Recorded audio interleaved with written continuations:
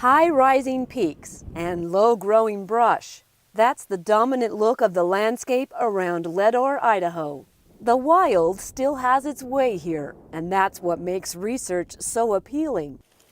Scientists scrounge through the short sagebrush canopy with clippers and a garbage bag.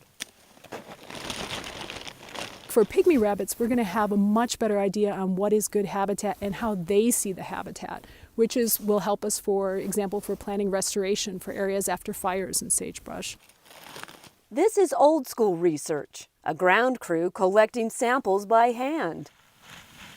This is new school research. Okay, we got plenty of battery. Your call. Do you want to start flying the mission? An unmanned aircraft crew with eyes looking up instead of down. I'll just try to throw it as hard as I can. Every time the plane takes off, every mission I learn something, and that's always rewarding and very exciting. Takeoff mode selected. I've watched the unmanned aircraft industry explode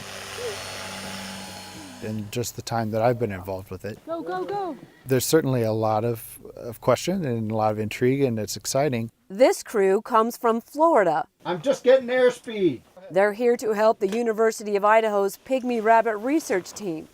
Okay, once it turns towards the mountains, I'm gonna send it on its way. Left turn beginning now. Okay. They're providing an overhead look at where the rabbits live. High elevation and low temperatures prove challenging, but not impossible. The biggest challenge right now is to keep the electrical components warm. A camera attached to the unmanned aircraft, or UAC, takes thousands of sagebrush pictures 1 square inch at a time.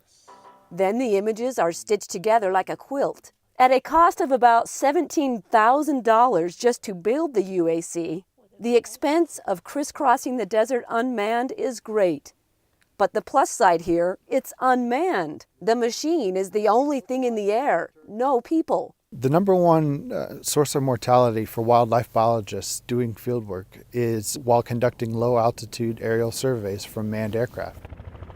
The opportunity to collect the same data or potentially different types of data and do it without having a person in the air is certainly a reward. If they can do that same sort of work, get the same sort of information with unmanned vehicles, it's not just potentially better data, but it's also safer. Remote control research like this mapping project doesn't replace people. It just adds to the collection process. We're not looking to replace manned aircraft in any way. We're just looking to provide another tool in the toolbox. All of the data from the air and in the bag takes months to crunch. But the results will contribute to public land management for years to come.